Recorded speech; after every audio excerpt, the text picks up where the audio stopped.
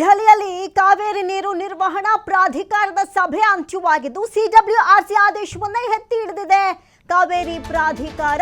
ಕರ್ನಾಟಕ ಸರ್ಕಾರಕ್ಕೆ ಶಾಕ್ ಮೇಲೆ ಶಾಕ್. ಈಗ ಶಾಕ್ ಕೊಟ್ಟಿರೋದು ಸಿಡಬ್ಲ್ಯೂಎಂಎ. ಇದೇನು ಹೊಸದಲ್ಲ. ಪ್ರತಿ ಬಾರಿಯೂ ಅರ್ಜಿಯನ್ನ ಹಾಕುವಂತ ಸಂದರ್ಭದಲ್ಲಿ ಅಥವಾ ಪ್ರಶ್ನೆಯನ್ನ ಮಾಡುವಂತ ಸಂದರ್ಭದಲ್ಲಿ ಇದೇ ಉತ್ತರ ಸಿಕ್ಕಿರೋದು. ಈ ಅನ್ಯಾಯ ನಮಗಿದೆ ಮೊದಲನೇ ಬಾರಿ ಅಲ್ಲ, ಪ್ರತಿ ಬಾರಿಯೂ ಕರ್ನಾಟಕ ಸರ್ಕಾರಕ್ಕೆ ಸಿಡಬ್ಲ್ಯೂಎಂಎ ಕೂಡ ಇಂಥದ್ದೇ ಶಾಕ್ ಕೊಟ್ಟಿದೆ. ತಮಿಳುನಾಡಿಗೆ 3500 ಕ್ಯೂಸೆಕ್ ನೀರು ಹರಿಸೋದಕ್ಕೆ ಸಿಡಬ್ಲ್ಯೂಎಂಎ ಆಗ್ರಹ. 15 ದಿನ 3500 ಕ್ಯೂಸೆಕ್ ನೀರು ಹರಿಸೋದಕ್ಕೆ ಆದೇಶ ಕೊಟ್ಟಿದೆ. ಈಗ ದಿನಂಪ್ರತಿ 15 ದಿನ 3000 ಅಂದ್ರೆ 3500 ಕ್ಯೂಸೆಕ್ ನೀರನ್ನ ಹರಿಸಿದ್ದೇ ಆದಲ್ಲಿ ಒಟ್ಟು ಇರುವಂತಹ ಕಡಿಮೆ ಸ್ಟೋರೇಜ್ ಅಲ್ಲಿ 4 TMC ನೀರನ್ನ ತಮಿಳುನಾಡಿಗೆ ಕೊಟ್ಟಂಗಾಗುತ್ತೆ. ಇಂಥ ಸೂಚನೆಯನ್ನ ಕೊಟ್ಟಿರೋದು ನೋಡಿ. ತಮಿಳುನಾಡಿಗೆ ನೀರು ಹರಿಸುವಂತೆ ಸೂಚಿಸಿ ಕರ್ನಾಟಕಕ್ಕೆ ಮತ್ತೊಮ್ಮೆ ಅನ್ಯಾಯ ಆಗುವಂತಹ ಆದೇಶವನ್ನ ಹೊರಡಿಸ್ಬಿಟ್ಟಿದೆ. ಪಾಪ ನಿಜಕ್ಕೂ ಬೆಳೆ ಬೆಳೆಯೋದಕ್ಕೂ ಕೂಡ ಆಗದೆ ಕೈಚಲ್ಲಿ ಕುಳಿತಿರುವಂತಹ ರೈತರಿಗೆ ಎಷ್ಟು ಬಾರಿ ಶಾಕ್ ಕೊಡ್ತೀರಿ? ಇದೇ ಫಸ್ಟ್ ಟೈಮ್ ಅಲ್ಲ, ಯಾವಾಗಲೂ ಕೂಡ ಪ್ರತಿ ಬಾರಿ ಅನ್ಯಾಯ ಆಗೋದು ಕರ್ನಾಟಕಕ್ಕೇನೆ. ನಮ್ಗೆ ಇಲ್ಲಿ ಕುಡಿಯಕ್ ನೀರಿಲ್ಲ, ನಮ್ಗೆ ಬೆಳೆ ಬೆಳಿಬೇಡಿ ಅಂತ ಹೇಳ್ತು ಸರ್ಕಾರ. 20 ದಿನದ ಹಿಂದೆ DKಶಿ ಕೂಡ ಅದನ್ನೇ ಹೇಳಿದ್ರು. ಬೆಳೆ ಬೆಳೆಯೋಕೆ ಹೋಗಿ ಕೈ ಸುಟ್ಕೊಂಬೇಡಿ, ನೀರಿಲ್ಲ, ಬರದ ವಾತಾವರಣ ಇದೆ, ಮಳೆ ಆಗುತ್ತೆ ನಾವೆಲ್ಲ ಅನ್ಕೊಂಡಿದ್ವಿ, ಆಗ್ಲಿಲ್ಲ ಅಂತ. ಈಗ ನಮಗೆ ಇಲ್ಲ ಅಂದ ಮೇಲೆ ಅಲ್ಲಿ ಬೆಳೆ ಬೆಳೆಯೋದಕ್ಕೆ ಕೊಡ್ಬೇಕಾ ನೀರ್ನ? ಸರ್ಕಾರ ಇದ್ರ ಬಗ್ಗೆ ಗಂಭೀರವಾದಂತಹ ನಿರ್ಣಯವನ್ನ ತೆಗೆದುಕೊಳ್ಬೇಕು. ಹಿಂದಿನ ಸಂದರ್ಭಗಳಲ್ಲಿ ನೋಡಿದ್ರು ಕೂಡ ರಾಜ್ಯ ಸರ್ಕಾರ ಕಠಿಣ ಕ್ರಮಗಳನ್ನ ವಹಿಸಿದಂತ ಅನೇಕ ಉದಾಹರಣೆಗಳು ನಮ್ಮಲ್ಲಿವೆ. ಇಂಥ ಆದೇಶ ಬಂದಾಗ ಬೆಂಗಳೂರಿಗೂ ನೀರು ಬೇಕಾಗುತ್ತೆ, ಅವಶ್ಯಕತೆ ಇದೆ. ಆದ್ರೆ ಹೋರಾಟ ಅಂತ ಬಂದ್ರೆ ಮಂಡ್ಯ ಮೈಸೂರು ಭಾಗದಲ್ಲಿ ಆ ಹೋರಾಟವೇ ಬೇರೆ ಇರುತ್ತೆ. ಮಂಡ್ಯದಲ್ಲಿ ನಡೆಯುವಂತಹ ಹೋರಾಟಗಳು ಇಡೀ ಇಂಡಿಯಾಕ್ಕೆ ತಲುಪುವಷ್ಟರ ಮಟ್ಟಿಗಿರುತ್ತೆ. ಅಷ್ಟೆಲ್ಲ ಆದ್ರೂ ಕೂಡ ಪ್ರತಿ ಬಾರಿ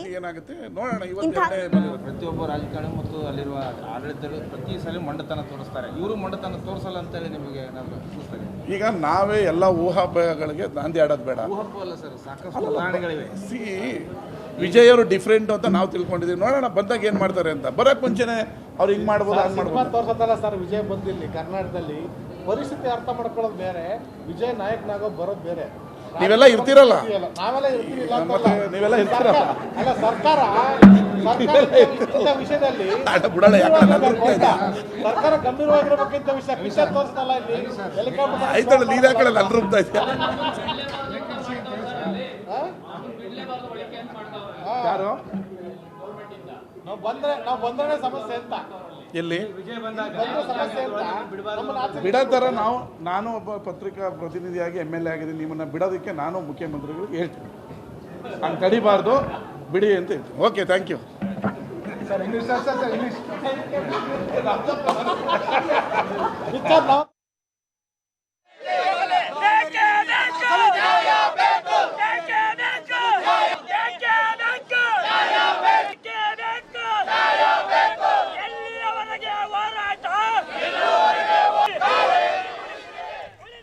ಮೂರು 3500 ಕ್ಯೂಸೆಕ್ ನೀರು ಹರಿಸೋದಕ್ಕೆ ಸಿಡಬ್ಲ್ಯೂಎಂಎ ಆಗ್ರಹವನ್ನ ಕೊಟ್ಟಿರುವಂತ 4 TMC ನೀರು ತಮಿಳುನಾಡಿಗೆ ಹರಿಸುವಂತೆ ಸೂಚನೆ. ಮೊನ್ನೆಯೇ ಈ ಆದೇಶ ಬಂದಾಗ ಭಾರಿನ ಪ್ರೊಟೆಸ್ಟ್ಗಳು ನಡೀತು. ಅರೆಬತ್ತಲ ಪ್ರೊಟೆಸ್ಟ್ ಅನ್ನ ಮಾಡಿದ್ರು ಮಂಡ್ಯದ ಸಂಜಯ್ ಸರ್ಕಲ್ನಲ್ಲಿ. ಆ ಒಂದು ಪ್ರತಿಭಟನೆ ಜೊತೆಗೆ ಅರ್ಥ ಆಗಲ್ವಾ? ಪ್ರತಿಭಟನೆ ಮಾಡಬೇಕಾ? ನಿಜಕ್ಕೂ ಅರ್ಥ ಆಗಲ್ವಾ? ಇರೋದೇ ಅಷ್ಟು ಕಡಿಮೆ ಪ್ರಮಾಣದ ನೀರು, ಮಳೆ ಬರ್ತಾ ಇಲ್ಲ, ಬರದ ಛಾಯೆ ಆವರಿಸಿದೆ. ರಾಜ್ಯದ ಜನ ಮುಂದಕ್ಕೆ ಕುಡಿಯೋಕ್ಕೂ ನೀರಿಲ್ದಂಗೆ ಪರದಾಡಬೇಕಾಗತ್ತೆ. ಇನ್ನು ಬೆಳೆ ಬೆಳೆಯುವಂಥ ರೈತರ ಪಾಡಂತೂ ಕೇಳಂಗೇ ಇಲ್ಲ. ಇದೆಲ್ಲ ಗೊತ್ತಿದ್ರೂ ಕೂಡ ಯಾಕೆ ಬೇಕಾಗಿತ್ತು ಇಂಥ ನಿರ್ಣಯ? ಅದರಲ್ಲೂ ಅವ್ರೇನು ಕುಡಿಯೋಕೆ ಹೇಳ್ತಾ ಇದ್ದಾರೆ, 2ನೇ ಬೆಳೆ ಬೆಳೆಯೋಕೆ ಹೇಳ್ತಾ ಇದ್ದಾರೆ. ನಮ್ಮಲ್ಲೇ 2ನೇ ಬೆಳೆಯನ್ನು ಬೆಳೆಯದೆ ನಮ್ಮಿಂದ ನೀರನ್ನು ಅವ್ರಿಗೆ ಹರಿಸುವಂತಹ ಪ್ರಮೇಯ ಏನಿದೆ ನೋಡಿ. ಕರ್ನಾಟಕಕ್ಕೆ ಪದೇ ಪದೇ ಅನ್ಯಾಯ ಆಗುತ್ತೆ. ರೈತರಷ್ಟೇ ಬೀದಿಗಿಳಿಬೇಕು, ಅವ್ರು ಹೋರಾಟ ಮಾಡಿ ಕಿರ್ಚ್ಕೊಂಡು ಸಾಯಬೇಕು. ಆದರೆ ಈ ನಿರ್ಣಯ ಕೈಗೊಳ್ಳುವಲ್ಲಿ ಮಾತ್ರ ಪದೇ ಪದೇ ನಮಗೆ ಅನ್ಯಾಯ ಮಾಡಿ. ಯಾಕಂತ ಹೇಳಿದ್ರೆ ಕೊಡೋರು ತಮ್ಮ ಹತ್ರ ಸ್ವಲ್ಪ ಇಟ್ಕೊಂತಾನೆ ಕೊಡಬೇಕಾಗತ್ತೆ. ನಮ್ಮ ಹತ್ರನೇ ಇಲ್ಲ ಅಂದಮೇಲೆ ಇದು ಕಿತ್ಕೊಳ್ಳೋ ಕೆಲಸಗಳಾಗ್ತಾ ಇದೆಯಾ? ಅಥವಾ ಧಾರಾಳವಾಗಿ ಹರಿಸಿ ಕರ್ನಾಟಕದವರು ವಿಶಾಲ ಹೃದಯದವರು ಕೊಡದೆ ಏನು ಮಾಡ್ತಾರೆ ಅನ್ನೋ ಲೆಕ್ಕಾಚಾರಕ್ಕೆ ಬಂದ್ಬಿಟ್ಟಿದ್ರೆ ಗೊತ್ತಿಲ್ಲ. ಆದರೆ ಈ ಬಾರಿ ಅನ್ಯಾಯ ನೋಡಿ, ಹೆಂಗೆ ಬೀದಿಲಿ ಕುಳಿತುಕೊಂಡು ಅರೆ ಬೆತ್ತಲೆ ಪ್ರೊಟೆಸ್ಟ್ ಮಾಡ್ತಾ ಇದ್ದಾರೆ. ಯಾಕೆ ನಮ್ಗೆ ಈ ಥರ ಅನ್ಯಾಯ ಮಾಡ್ತೀರಾ, ಯಾಕೆ ನಮ್ಮ ಹೊಟ್ಟೆ ಉರಿಸ್ತಾ ಇದ್ದೀರಾ ಅಂತ ರೈತರು ಕಣ್ಣೀರಾಗ್ತಾ ಇದ್ದಾರೆ. ಎಷ್ಟೋ ಜನ ಸುಸ್ತಾಗಿ ಬಿದ್ದಿದಂಥ ಅನೇಕ ಉದಾಹರಣೆಗಳುಂಟು. ಮಂಡ್ಯದಲ್ಲಿ ನಡೆದಿರುವಂತಹ ಪ್ರತಿಭಟನೆಯ ವಿಜುವಲ್ಸ್ಗಳನ್ನು ನೋಡ್ತಾ ಇದ್ದೀರಿ. ಕರ್ನಾಟಕ ಸರ್ಕಾರಕ್ಕೆ ಸಿಡಬ್ಲ್ಯೂಎಂಎ ಒಂದು ದೊಡ್ಡ ಶಾಕ್ ಕೊಟ್ಬಿಟ್ಟಿದೆ. ಅದು 15 ದಿನ 3500 ಕ್ಯೂಸೆಕ್ ನೀರು ಹರಿಸ್ಬೇಕು ಅಂದರೆ ಟೋಟಲ್ ಆಗಿ ಎಷ್ಟು ಹೋಗುತ್ತೆ? 4 TMC ಹೋಗುತ್ತೆ. ಇರೋದೆಷ್ಟು? ಪ್ರತಿ ಬಾರಿ ಹಿಂಗೆ ಆದರೆ 4-5 ತಿಂಗಳವರೆಗೂ ಓಕೆ ಮ್ಯಾನೇಜಬಲ್ ಆಗುತ್ತೆ ಅಂತಲೇ ಇಟ್ಕೊಳ್ಳೋಣ.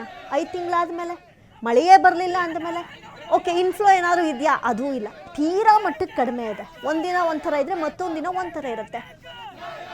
ತಮಿಳುನಾಡಿಗೆ ನೀರು ಹರಿಸೋ ವಿಚಾರಕ್ಕೆ ಸಂಬಂಧಪಟ್ಟಂತೆ ಈಗ ನಿಜಕ್ಕೂ ಕರ್ನಾಟಕಕ್ಕೆ ಅನ್ಯಾಯವಾಗಿದೆ.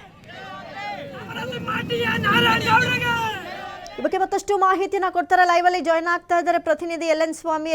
ಇದೇ ಮೊದಲಲ್ಲ, ಇಂಥ ಅನ್ಯಾಯಗಳೇ ಪದೇ ಪದೇ ಆಗೋದು ಕರ್ನಾಟಕಕ್ಕೆ. ಯಾಕೆ ಕರ್ನಾಟಕದವ್ರು ವಿಶಾಲ ಹೃದಯದವರು ಏನು ನಿರ್ಣಯ ತಗೊಂಡ್ರು ನಡೆಯುತ್ತೆ ಅನ್ನೋ ಮಟ್ಟಕ್ಕೆ ಬಂದ್ಬಿಟ್ಟಿದಾರ?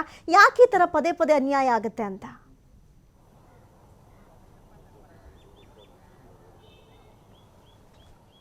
ಅಮೃತ, ಕಾವೇರಿ ನದಿ ನೀರನ್ನು ತಮಿಳುನಾಡಿಗೆ ಬಿಡೋ ವಿಚಾರವಾಗಿ ಈಗಾಗಲೇ ರಾಜ್ಯಕ್ಕೆ ಹಲವು ಬಾರಿ ಇದೇ ರೀತಿ ಆ ಸಮಸ್ಯೆ ಅನ್ಯಾಯ ಆಗ್ತಾ ಇರುವಂಥದ್ದು. ಈ ಬಾರಿ ಕೂಡ ಸಾಕಷ್ಟು ಭರವಸೆಯನ್ನು ಇಟ್ಕೊಳ್ಳಲಾಗಿತ್ತು. ಅಂದರೆ ಸ್ವತಃ CM DK ಶಿವಕುಮಾರ್ ಅವರೇ ದೆಹಲಿಯಲ್ಲಿ ವಾಸ್ತವ್ಯ ಹೂಡಿ ಏನು ನಿರ್ವಹಣಾ ಸಮಿತಿ ಒಂದು ಕೊಟ್ಟಿದ್ದಂತಹ ಒಂದು ಆದೇಶಕ್ಕೆ ಸಂಬಂಧಪಟ್ಟಂತೆ, ಅಂದರೆ ಕಾವೇರಿ ನದಿ ನಿರ್ವಹಣಾ ಸಮಿತಿ ಕೊಟ್ಟಂತಹ ಒಂದು ಆದೇಶ, ಅಂದರೆ 15 ದಿನಗಳ ಕಾಲ 3,500 ಕ್ಯೂಸೆಕ್ಸ್ ನೀರನ್ನು ಬಿಡಬೇಕು ಪ್ರತಿನಿತ್ಯ ಎಂಬ ಆದೇಶವನ್ನು ಕೊಟ್ಟಿತ್ತು. ಇವತ್ತು ನಿರ್ವಹಣಾ ಪ್ರಾಧಿಕಾರಕ್ಕೂ ಮೇಲ್ಮನವಿಯನ್ನು ಹೋಗಲಾಗಿತ್ತು. ಆದರೆ ಅಲ್ಲಿ ನಡೆದಂಥ ಒಂದು ಬೆಳವಣಿಗೆ ಈಗ ಆದೇಶವನ್ನು ಪಾಲನೆ ಮಾಡಬೇಕು ಅನ್ನೋದು ಕೂಡ ಈಗ ಕಟ್ಟಾಜ್ಞೆ ಆಗಿರುವಂಥದ್ದು. ಈ ಹಿನ್ನೆಲೆಯಲ್ಲಿ ಮುಂದೆ ಏನು ಮಾಡಬೇಕು ಅನ್ನೋದು ಕೂಡ ಈಗ ಪ್ರಶ್ನಾರ್ಥಕವಾಗಿ ಸವಾಲಾಗಿ ಕೂಡ ನಡೀತಾ ಇರೋಂಥದ್ದು. ಒಂದು ಕಡೆ ಈಗಾಗಲೇ ಆ ನಿರ್ವಹಣಾ ಸಮಿತಿ ಕೊಟ್ಟಂತಹ ಒಂದು ಆದೇಶಕ್ಕೆ, ಅಂದರೆ ನಿಯಂತ್ರಣ ಸಮಿತಿ ಕೊಟ್ಟಂಥ ಒಂದು ಆದೇಶಕ್ಕೆ ಸಾಕಷ್ಟು ಆಕ್ರೋಶ ವ್ಯಕ್ತವಾಗಿತ್ತು. ಮಂಡ್ಯ ಸೇರಿದಂತೆ ಶ್ರೀರಂಗಪಟ್ಟಣ ಹಾಗೂ ಮೈಸೂರು ಹಾಗೂ ಬೆಂಗಳೂರು ವಿವಿಧ ಭಾಗಗಳಲ್ಲಿ ಈಗಾಗಲೇ ಪ್ರತಿಭಟನೆಯ ಕಾವು ಜಾಸ್ತಿ ಆಗ್ತಾ ಇದೆ. ಜೊತೆಗೆ ಎಲ್ಲೋ ಒಂದು ಕಡೆ ಭರವಸೆ ಇತ್ತು. CM DK ಶಿವಕುಮಾರ್ ಕೂಡ ಹೇಳ್ತಾ ಇದ್ರು, ನಮ್ಮಲ್ಲಿರುವಂತಹ ಒಂದು ವಾಸ್ತವಿಕ ಪರಿಸ್ಥಿತಿಯನ್ನು ನಾವು ನಿರ್ವಹಣಾ ಪ್ರಾಧಿಕಾರದ ಮುಂದೆ ಇಡ್ತೀವಿ, ಅಲ್ಲಿ ನಮ್ಮ ವಾದವನ್ನು ಮಂಡಿಸ್ತೀವಿ. ತಮಿಳುನಾಡಲ್ಲಿ ಈಗಾಗಲೇ ಮೆಟ್ಟೂರು ಜಲಾಶಯದಲ್ಲಿ 40% ನೀರಿದೆ, ಅದು ಅವರಿಗೆ ಅವಶ್ಯಕವಾಗಿ ಬೇಕಾಗುತ್ತೆ. ಆದರೆ ನಮ್ಮಲ್ಲಿ ವಾಡಿಕೆಗಿಂತ ಕಡಿಮೆ ಮಳೆ ಆಗಿದೆ. ಸುಮಾರು 68% ಮಳೆ ಆಗಬೇಕಿತ್ತು, ಆದರೆ ಇನ್ನೂ ಕೂಡ ಮಳೆ ಆಗಿಲ್ಲ. ಹಾಗಾಗಿ ಕಾವೇರಿ ನದಿ ಜಲಾಶಯದಲ್ಲೂ ಕೂಡ ಕುಡಿಯುವ ನೀರಿಗೂ ಸಮಸ್ಯೆ ಆಗ್ತಾ ಇದೆ. ಸಾಕಷ್ಟು ನೀರಿಲ್ಲ. ಸುಮಾರು 10 ಜಿಲ್ಲೆಗಳಿಗೆ ಈ ನೀರನ್ನು ನಾವು ಕುಡಿಯೋ ನೀರಿಗೆ ವ್ಯವಸ್ಥೆ ಮಾಡಬೇಕಾಗುತ್ತೆ. ಇಲ್ಲಿರುವಂತಹ ರೈತರಿಗೆ ಬೆಳೆ ಬೆಳೆಯೋದಕ್ಕೂ ನಾವು ಕೊಡೋಕ್ಕಾಗ್ತಾ ಇಲ್ಲ. ಈ ಎಲ್ಲ ವಿಚಾರಗಳನ್ನು ಇಟ್ಕೊಂಡು ನಾವು ನಿರ್ವಹಣಾ ಪ್ರಾಧಿಕಾರದ ಮುಂದೆ, ಕಾವೇರಿ ನದಿ ನಿರ್ವಹಣಾ ಪ್ರಾಧಿಕಾರದ ಮುಂದೆ ನಮ್ಮ ವಾದವನ್ನು ಮಂಡಿಸ್ತೀವಿ ಅಂತ ಹೇಳಿದರು. ಆದರೆ ಇಲ್ಲೂ ಕೂಡ ಈಗ ಹಿನ್ನಡೆ ಆಗಿರುವಂಥದ್ದು. ಹೀಗಾಗಿ CM DK ಶಿವಕುಮಾರ್ ಈಗ ಸರ್ವಪಕ್ಷ ಸಭೆಯನ್ನು ಕರೆಯೋದಕ್ಕೆ ಮುಂದಾಗ್ತಾ ಇರೋಂಥದ್ದು. ಜೊತೆಗೆ ಆಗಸ್ಟ್ 3ನೇ ತಾರೀಕು ತಮಿಳುನಾಡು CM ವಿಜಯ್ ಕೂಡ ರಾಜ್ಯಕ್ಕೆ ಆಗಮಿಸುವ ಸಾಧ್ಯತೆಗಳು ಕೂಡ ಹೆಚ್ಚಾಗಿದೆ. ಯಾಕೆಂದರೆ ಮೇಕೆದಾಟು ಯೋಜನೆ ಸೇರಿದಂತೆ ಕಾವೇರಿ ನದಿ ನೀರು ವಿಚಾರಕ್ಕೆ ಸಂಬಂಧಪಟ್ಟಂತೆ ಒಂದಿಷ್ಟು ಮಾತುಕತೆಯನ್ನು ಆಡಬೇಕು. ಇಬ್ಬರು CM ಸೇರಿದಾಗ ಇಲ್ಲಿರುವಂಥ ಸಮಸ್ಯೆಗಳನ್ನು ಅವರಿಗೆ ತಿಳಿಸಿದಂಥ ಸಂದರ್ಭದಲ್ಲಿ ಒಂದಿಷ್ಟು ಸಮಸ್ಯೆಗಳಿಗೆ ಬ್ರೇಕ್ ಹಾಕ್ಬೋದು ಎಂಬ ಲೆಕ್ಕಾಚಾರಗಳು ಕೂಡ ಈಗ ರಾಜ್ಯ ಸರ್ಕಾರದ ಮುಂದೆ ಇರುವಂಥದ್ದು. ಈ ಹಿನ್ನೆಲೆಯಲ್ಲಿ ತಮಿಳುನಾಡು CM ವಿಜಯ ಜೋಸಫರನ್ನ ಕರೆಸಿದಂಥ ಸಂದರ್ಭದಲ್ಲಿ ಎಲ್ಲ ಸಮಸ್ಯೆಗಳನ್ನು ಆಲಿಸ್ತಾರೆ, ಮಾತುಕತೆಯ ಮೂಲಕ ಸಮಸ್ಯೆಗಳನ್ನು ಪರಿಹಾರ ಮಾಡ್ಕೊಳ್ಬೋದು ಅನ್ನೋದು ಒಂದು ಕಡೆ. ಆದರೆ ಈಗ ನಿರ್ವಹಣಾ ಪ್ರಾಧಿಕಾರ ಕೊಟ್ಟಂಥ ಆದೇಶಕ್ಕೆ ಸಂಬಂಧಪಟ್ಟಂತೆ ಯಾವ ರೀತಿ ಸರ್ಕಾರ ಕ್ರಮ ತೆಗೆದುಕೊಳ್ಬೇಕು ಅನ್ನೋದು ಕೂಡ ಈಗ ಸವಾಲಾಗಿರುವಂಥದ್ದು. ಯಾಕೆಂದರೆ ಒಂದು ಸರಿ ಆದೇಶ ಕೊಟ್ಟಾದ ಮೇಲೆ ಪಾಲನೆ ಮಾಡಬೇಕು, ಇಲ್ಲಾಂದರೆ ಕಾನೂನು ಉಲ್ಲಂಘನೆ ಆಗುತ್ತೆ. ಜೊತೆಗೆ ಸುಪ್ರೀಂ ಕೋರ್ಟ್ ಹೋಗೋದಕ್ಕೆ ಅಂತಹ ಕಾನೂನು ದಾರಿಗಳು ಯಾವೆಲ್ಲ ಇದೆ, ಆ ಕಾನೂನು ತಜ್ಞರ ಅಭಿಪ್ರಾಯಗಳನ್ನು ಯಾವ ರೀತಿಯೆಲ್ಲ ಪಡಿಬೇಕು, ಸಂಬಂಧಪಟ್ಟಂಥ ನೀರಾವರಿ ತಜ್ಞರ ಅಭಿಪ್ರಾಯಗಳನ್ನು ಯಾವ ರೀತಿ ಪಡೆಯಬೇಕು, ಸುಪ್ರೀಂ ಕೋರ್ಟ್ ಹೋಗೋ ಸಂದರ್ಭದಲ್ಲಿ ಯಾವ ರೀತಿ ನಾವು ಎಲ್ಲ ಪಾಲನೆ ಮಾಡಬೇಕು ಅನ್ನೋದು ಕೂಡ ಈಗ ದೊಡ್ಡ ಪ್ರಶ್ನೆ ಆಗಿರುವಂಥದ್ದು. ಈ ಹಿನ್ನೆಲೆಯಲ್ಲಿ ಸರ್ವಪಕ್ಷೀಯ ಸಭೆಯನ್ನು ಕರೆದು, ಅಂದರೆ ಇದೇ ಭಾನುವಾರ ಸರ್ವಪಕ್ಷೀಯ ಸಭೆಯನ್ನು ಕರೆದು ಸರ್ವಪಕ್ಷಗಳ ವಿಪಕ್ಷಗಳ ನಾಯಕರು ಪಕ್ಷ ಭೇದ ಮೆರೆತು ನಮ್ಮ ಜೊತೆ ಕೈ ಜೋಡಿಸಿ ಎಂಬ ಮನವಿಯನ್ನು ಈಗಾಗಲೇ ರಾಜ್ಯ ಸರ್ಕಾರದ ಸಚಿವರು ಸೇರಿದಂತೆ ಶಾಸಕರು ಮಾಡಿರುವಂಥದ್ದು. ಜೊತೆಗೆ CM DK ಶಿವಕುಮಾರ್ ಕೂಡ ಮನವಿ ಮಾಡಿರುವಂಥದ್ದು.